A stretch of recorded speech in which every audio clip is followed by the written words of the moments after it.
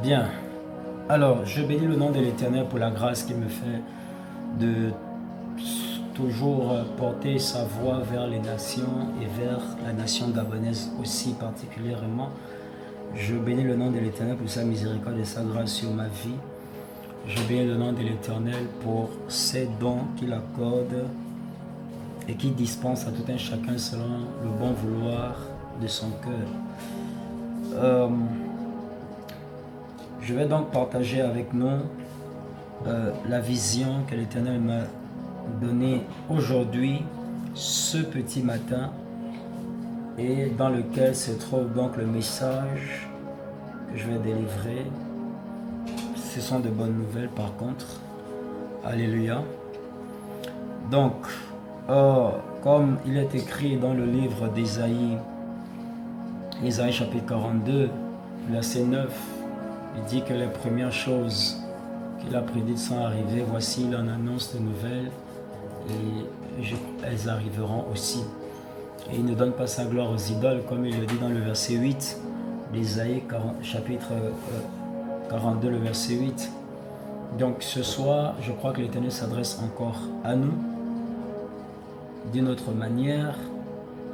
Et je prie que son message puisse passer au nom de Jésus-Christ de Nazareth. Ok. Alors, un ange doré me parle. Alléluia. Un ange doré me parle. Un ange doré me visite. Un ange doré me parle. Un ange doré me visite. C'est l'intitulé donc du direct de ce soir. Et je crois que le Seigneur nous communique bien au nom de Jésus-Christ. Alors, je vais dire que cet ange doré avait une particularité. Il avait une particularité, il n'était pas comme les anges dorés que j'ai l'habitude de voir. Alléluia. Il était particulièrement doré d'une certaine manière. Alors, cette vision, je l'ai ce matin à 5 heures. Alléluia. Je l'ai ce matin à 5 heures, aux environs de 5 heures, lorsque l'Esprit me transporte et m'emmène dans cette grande vision. Alors, je suis transporté dans la vision pour une grande pièce. Cette pièce ressemblait beaucoup plus à une grande grotte, mais comme une grotte, vous voyez les grottes, comme les grottes des... comment dire ça? Les grottes qui sont expressement creusées. Alléluia. Comme des grottes, donc c'est-à-dire que ce n'est pas des grottes naturelles, mais ça avait l'air des grottes creusées. Et cette grotte était immense. Elle était immense et par la grâce de Dieu, à l'intérieur, ça donnait aussi l'impression qu'on était dans une grande tombe. Ça ressemblait à une grande tombe, une immense tombe. Et alors que j'étais dans cette grotte, déjà, qu'est-ce qui me conduit dans cette grotte? C'est que dans l'esprit, on me demandait de retrouver un jeune homme. Alléluia. Dans l'esprit, on me demandait de retrouver un jeune homme. Il faut bien écouter attentivement cette vision, puis le message. Dans l'esprit, on me demandait de retrouver un jeune homme. Alors j'ai commencé à chercher ce jeune homme jusqu'à ce que je me retrouve donc dans cette grotte. Et lorsque je suis dans cette grande grotte qui, comme je le disais, était comme un cimetière. Était comme un cimetière et tout ça. Donc à l'intérieur, je vais constater que c'est une grotte en fait. Et je constate que la grotte, elle est immense à l'intérieur. Et à l'intérieur, il y a des parois un peu de partout. Et puis c'est haut. Donc lorsque tu es debout, c'est haut. Et je regardais cette grotte et je cherchais le jeune homme qui m'avait été demandé de chercher. Alors que je trouve le jeune homme et que je suis sur le point de le saisir, c'est là que commence la grande vision. Alléluia. Alors une grande lumière, et c'était une lumière dorée, une grande lumière dorée va jaillir de dessus moi, une grande lumière dorée. Elle va jaillir de dessus moi et je vois cette lumière qui éclate et qu'on ne pouvait pas facilement regarder. Pour ceux qui ont déjà eu la grâce de voir la lumière qui dégage du trône de Dieu, c'était semblable. Alléluia.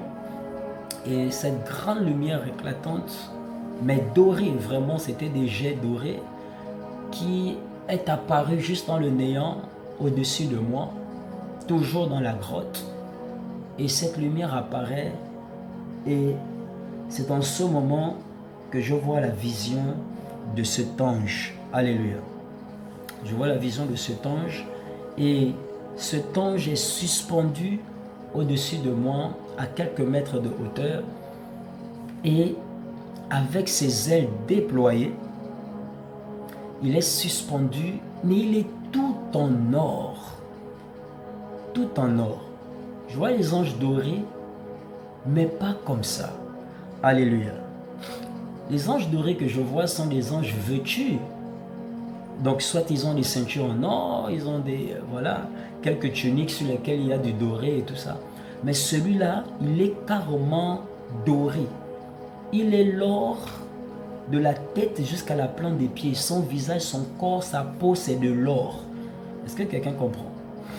À peu près comme l'image, pour ceux qui ont vu l'affiche qui a été publiée, à peu près comme sur cette affiche-là. Donc, il est complètement en or. Un ange or, si je peux le dire ainsi, pour une compréhension plus basse. Un ange or.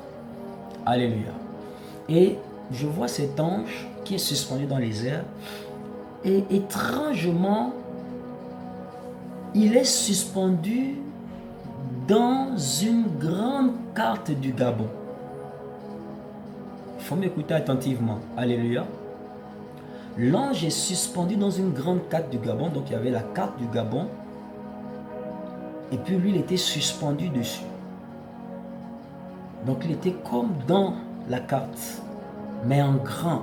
La carte était immense et lui aussi immense. Et il avait ses ailes déployées.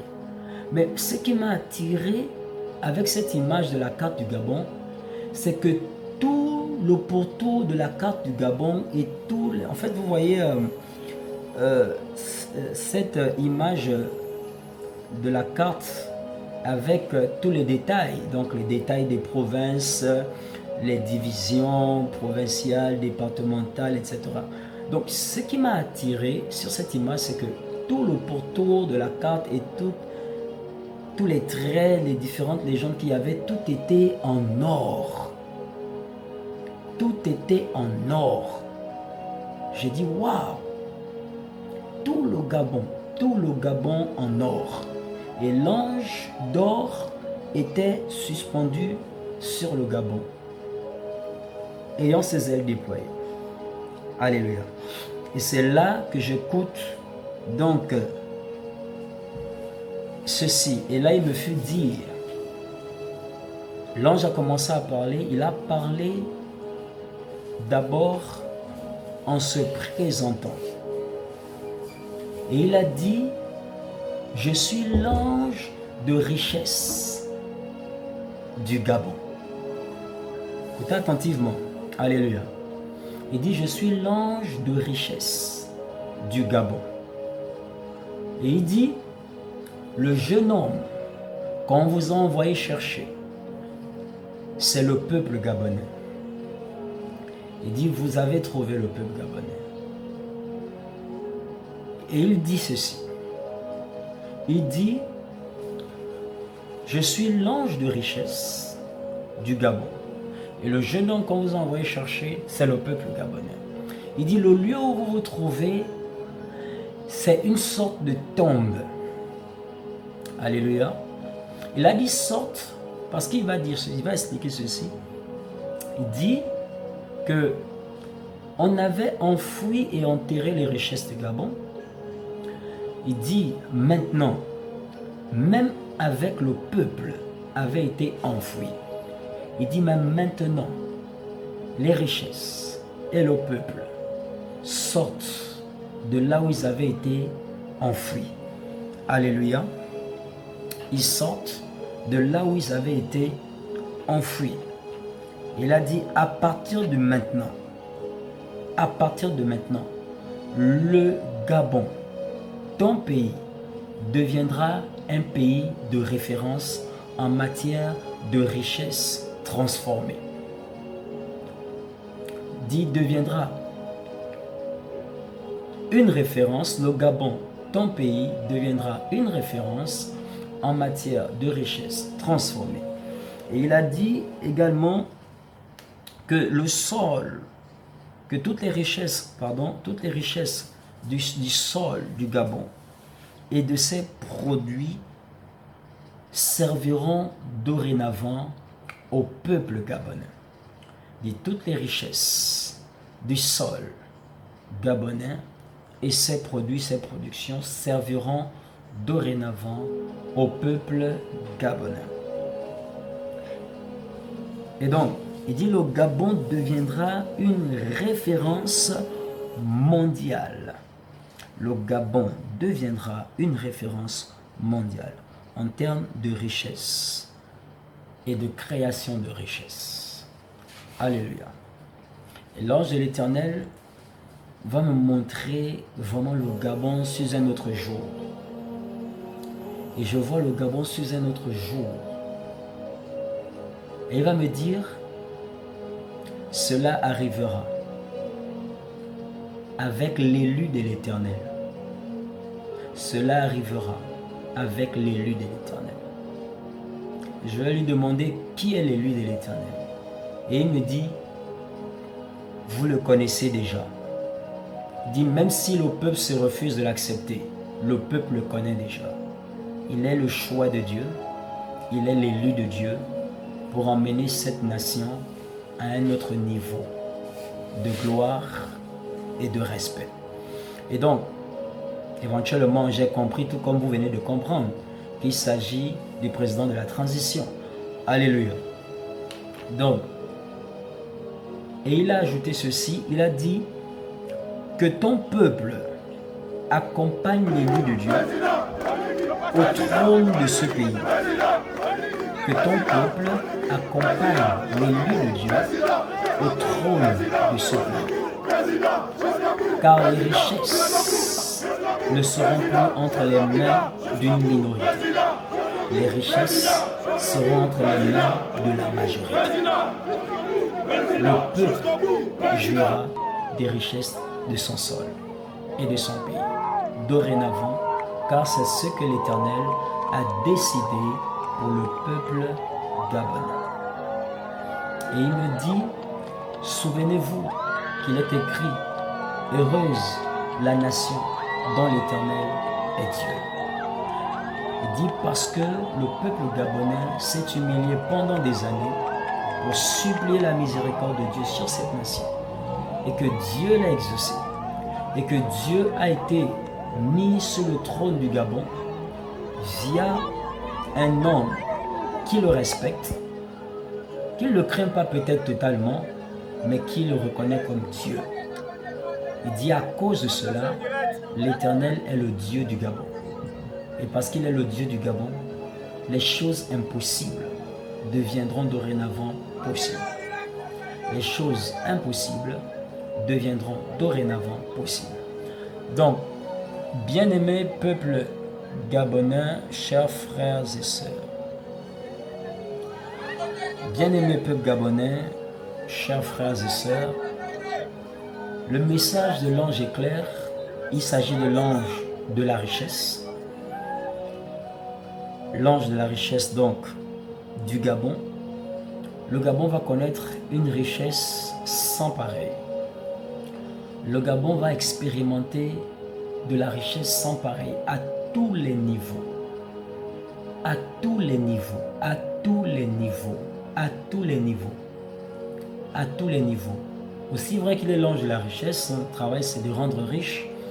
Et donc, il y a la richesse, bien évidemment, intellectuelle, idéologique, parce qu'on a tué la richesse intellectuelle du peuple gabonais pendant des années. Éventuellement, ce qui porte à la création de richesse, c'est d'abord la richesse intellectuelle. Il faut la richesse intellectuelle. Et je comprends donc que Dieu a décidé de bouleverser les choses, de changer la mentalité du peuple gabonais. Je bénis Dieu J'ai vu une dame faire un direct où elle revenait de l'étranger.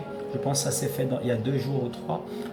Elle revenait de l'étranger. Elle était surprise de voir que le chauffeur d'un taxi Gab, l'un des chauffeurs de taxi Gab, c'était une femme.